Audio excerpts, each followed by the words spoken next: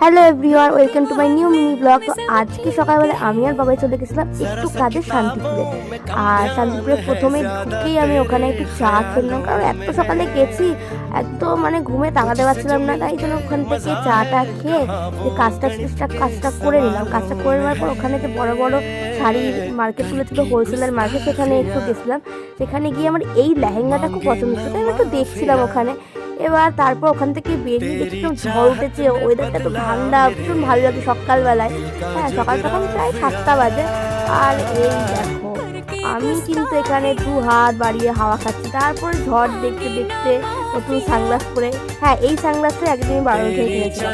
এই সানগ্লাসটা পরে একটু রাস্তায় একটু ক্যাচ খাচ্ছিলাম, যে একটু ভিডিও করে দিতে তোমার সাথে শেয়ার করতে, দেখতেই পাচ্ছ। মানে এত ভালো লাগছিল ওয়েদারটা, সেই একটা আলাদাই একটা ফিল হচ্ছিল। তারপরে ক্যাত মারতে মারতে আমি চলে এলাম কৃষ্ণনগর। আর কৃষ্ণনগর ঢুকতে এই যে পড়ে গেছে রেলগেট। তারপর ট্রেন দেখতে দেখতে চলে এলাম বাড়ি। তো ভিডিওটা কেমন লাগলো অবশ্যই জানিও। আজকের মতো টাটা, দেখা হচ্ছে নেক্সট একটা ব্লগে।